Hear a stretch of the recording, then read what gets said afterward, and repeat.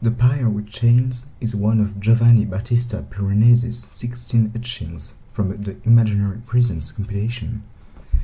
It represents a single scene from an unfathomably vast subterranean prison of enormous proportions, in which humans are as insignificant as ants.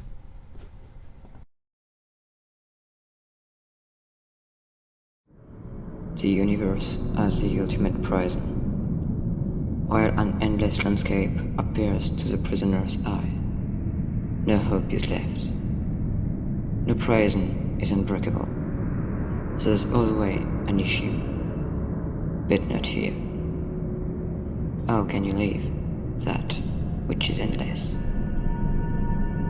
Fleeing is condemning yourself to wander within internal limbo.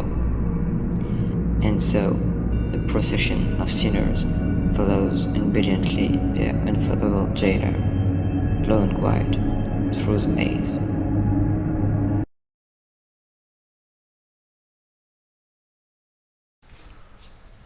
Sometimes, when they exit the selfless state of prolonged suffering tended to put them in, would ponder on the nature of this massive prison, the structure that none of them, even the most ancient of captives, knew an end to.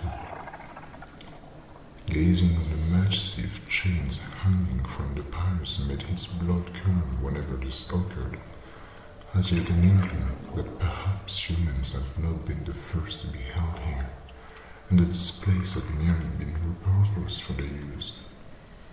Looking at the spiked lumber at the foot of the pier felt comforting, knowing that it, at the very least, would only inflict pain and potentially death, instead of the madness that knowing the utter truth would bring.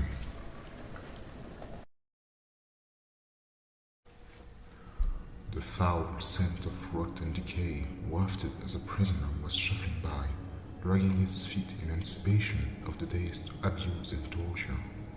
His malnourished, distorted form seemed to be a receptacle for despair soaking this place.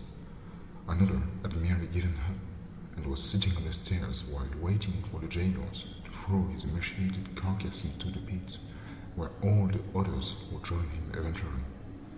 The anguished howl of a fellow inmate, poorly released by a throat that had forgotten to do anything other than scream and whimper, was the only answer to his somber musings.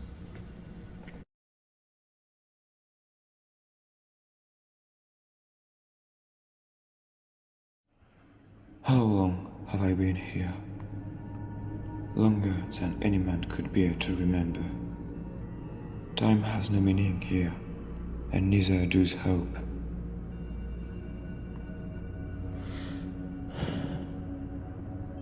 Most of us have understood that a girl has no hand, and the fools that deny it spend their energy futilely trying to escape.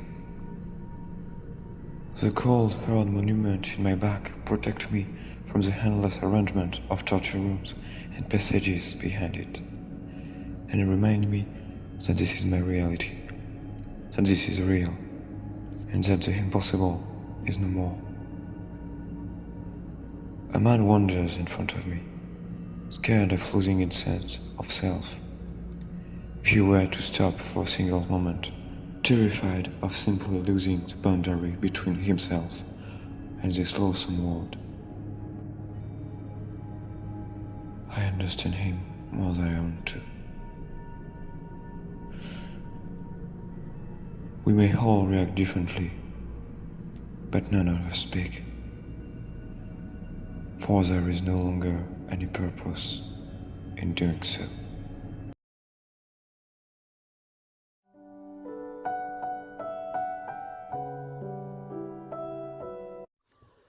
At November 1898, the 13th, Paris was being immersed in a humid mist.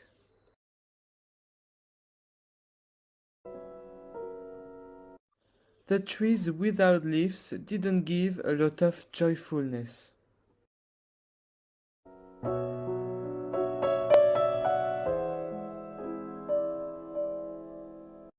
The billboards and the bright buildings' walls contrasted with the gloomy weather.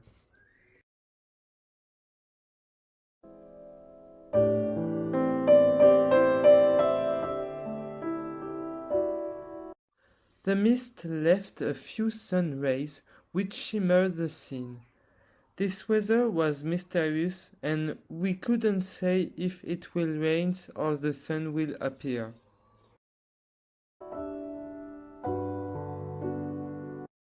Despite the gloomy weather, the streets were full.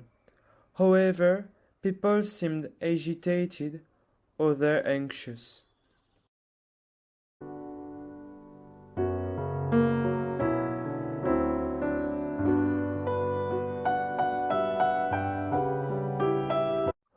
On the left hand, we can see a horse which pulled a cart was falling. A passerby did a gesture for the driver, who seemed angry against this poor beast.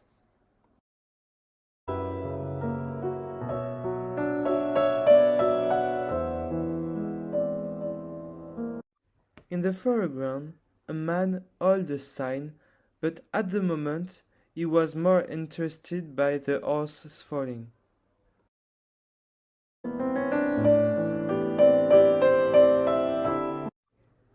In the background, we glimpsed a hill. It might be the mount from Montmartre. I would like see the Sacré-Cœur Basilica, which existed for less than 10 years.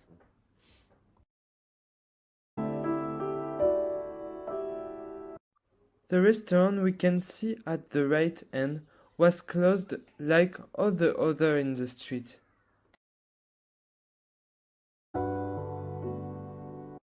Finally, this music is Yellow Room from Yiruma, and I choose it because the variations between major mode and minor mode work well with the paradoxical weather.